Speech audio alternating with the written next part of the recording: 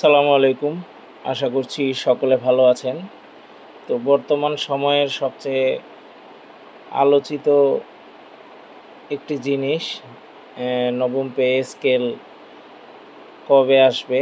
নবম pay scale যদি আসে সামনে, তাহলে কোন গ্রেডের বেতন কীরকম হতে পারে এবং বেতন গ্রেড বর্তমানে যারা ইনক্রিমেন্ট পেয়ে বিভিন্ন ধাপে রয়েছে তাদের ফিক্সেশনগুলো কিভাবে করবে, তাদের ইনক্রিমেন্টের হিসাবগুলো কিভাবে করবে, এইগুলো নিয়ে আমি একটি আলোচনা করব।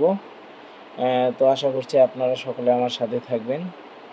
তো বাংলাদেশের সরকারি কর্মকর্তা কর্মচারীদের বেতন নির্ধারণের নতুন যে সম্ভাব্য কাঠামোগুলো সেগুলো নিয়ে আমি আলোচনা করার চেষ্টা করব। তো বর্তমানে অষ্টম পে স্কেল চলমান।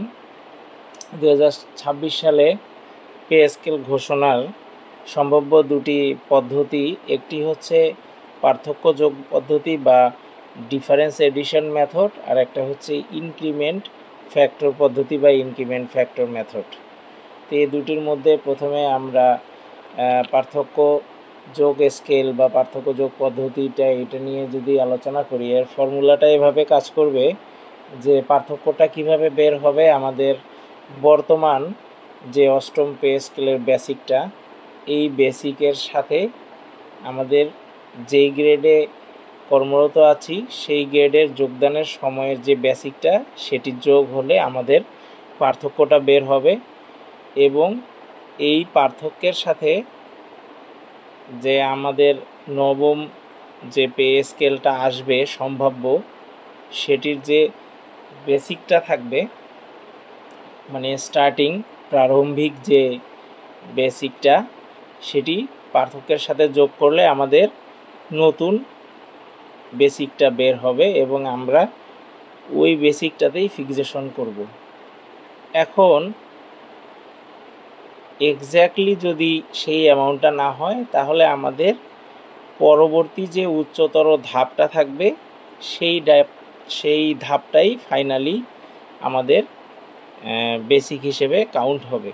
তো আমরা ধরি দশম গ্রেডের একজন কর্মকর্তা বা কর্মচারীর অষ্টম পে স্কেলে যদি বেসিক হয় 16,000 এবং ধরি আমরা নবম পে স্কেলে তার সম্ভাব্য বেসিক 32,000, তাহলে আমাদের এখানে ফ্যাক্টর বের হয়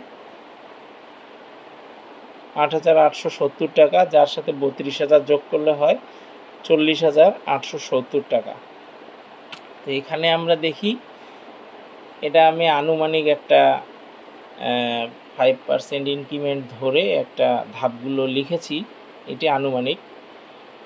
তো ধাপগুলো দেখেন, আমাদের বের হয়েছে 40,870 টাকা।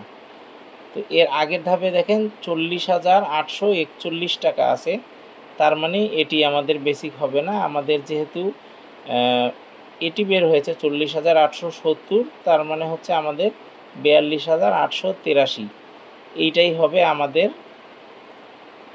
স্কেল বা বেসিক, যেটা দিয়ে আমরা নতুন পে স্কেল আসলে ফিক্সেশন করব। এখন আমরা ইনক্রিমেন্ট ফ্যাক্টর পদ্ধতিতে যাই।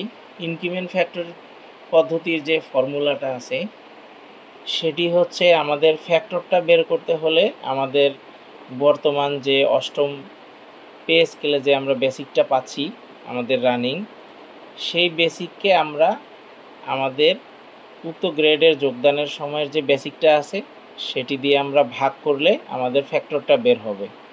আমাদের এই ফ্যাক্টরটার সাথে নতুন নবম পে স্কেলে আমাদের যে বেসিকটা আমাদের থাকবে, স্টার্টিং বেসিক বা প্রারম্ভিক বেসিক, সেই প্রারম্ভিক বেসিকের সাথে আমাদের ফ্যাক্টরটা গুণ করলে আমাদের বেসিক নতুন স্কেলের আমাদের যে ফিক্সেশন করব যেই বেসিকটাতে, সেই বেসিকটা বের হয়ে যাবে।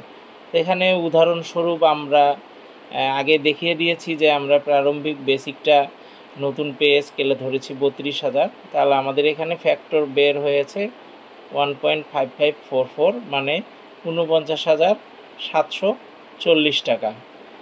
তো আমরা এখানে দেখি আমাদের বের হয়েছে ৪৯,৭৪০ টাকা। এখানে দেখেন এর আগের ধাপে আছে ৪৯,৬৪১ টাকা। তো আমাদের পরবর্তী উচ্চতর ধাপ যেটা ৫২,১২৩ টাকা, এইটা হবে আমাদের নতুন পে স্কেলের বেসিক। আমি আবারও বলছি, এটি আমি আনুমানিক 5% একটা ইনক্রিমেন্ট ধরে করেছি, এটি আনুমানিক একটা। তো এখানে ৫২,১২৩ টাকায় আমরা বেতনটা ফিক্স করব নতুন পে স্কেলে। তো এখানে দুইটা পদ্ধতির তুলনাটা দেখানো আছে। এখানে পার্থক্য স্কেলে কত টাকা বাড়ছে এবং ইনক্রিমেন্ট ফ্যাক্টর হলে আমাদের কত টাকা হচ্ছে। তো নতুন পে স্কেলে ফিক্সেশনে আসলে বাংলাদেশ সরকার কোন পদ্ধতি গ্রহণ করবে তা এখনও নিশ্চিত নয়, এটি নিয়ে আলোচনা চলছে। তবে উভয় পদ্ধতির ফলাফল বুঝলে ভবিষ্যতে বেতন কাঠামোর প্রভাব সহজে আমরা অনুধাবন করতে পারব। আমাদের পার্থক্যযোগ পদ্ধতি যদি প্রয়োগ করা হয় তাহলে নিচের গ্রেডের যারা আছে তারা বেশি সুবিধা পাবে, এবং ইনক্রিমেন্ট ফ্যাক্টর যদি এখানে প্রয়োগ করা হয় তাহলে উচ্চতর গ্রেডে যারা আছে তারা বেশি সুবিধা ভোগ করবে। এখন দেখার বিষয় বাংলাদেশ সরকার কোন পদ্ধতিটি প্রয়োগ করে। এই ভিডিওর ডেসক্রিপশনে আমি একটা এক্সেল ফাইলের ক্যালকুলেটর দিয়ে দিব। এখানে আমি আপনাদের জন্য একটা এক্সেল ফাইলে একটা ক্যালকুলেটর টাইপ তৈরি করেছি। এখানে আমি ডাটাগুলো দিয়ে দিয়েছি। এখানে আপনারা যে কোনো ডাটা ইনপুট দিলেই আপনাদের রেজাল্টগুলো চলে আসবে। তো আমরা যেহেতু একবার আমরা এখানে দেখিয়ে দেই। এখানে যেহেতু আমরা দশম গ্রেডের একটা উদাহরণে দেখিয়েছি, আমরা এখানে দিলাম ১৬,০০০ যদি দেই, দশম গ্রেডের স্টার্টিং ১৬,০০০ বেসিক, এবং বর্তমানে তার বেসিকটা আমরা ধরলাম ২৪,৮৭০ টাকা, এবং নতুন পে স্কেলে বা নবম পে স্কেলে তার বেসিক হয়েছে, এটা সম্ভাব্য আমরা ধরি তার ৩২,০০০ টাকা। দেখেন আমাদের তার ফ্যাক্টরটা কত বের হচ্ছে এবং নতুন পে স্কেলে আপনার বেসিকটা কত সেটি একবারে বের হয়ে যাচ্ছে। আপনি জাস্ট ইনপুট, এই যে ইনপুট ১, ২, ৩, তিনটাতে জাস্ট ইনপুটগুলো দিলেই আপনার বেসিকটা কত সেটি বের হয়ে যাচ্ছে। এটা পার্থক্যযোগ পদ্ধতিতে। আপনাদের ইনক্রিমেন্ট ফ্যাক্টর পদ্ধতিতে যদি দেখাই, এখানে দেখেন এখান থেকে জাস্ট কপি করে দিলেও হবে। আমরা জাস্ট কপি করে এখানে পেস্ট করে দিলে দেখেন এখানে 1.5544 সামথিং এটা শো করছে না, যাই হোক এখানে দেখেন ৪৯,৭৪০ টাকা।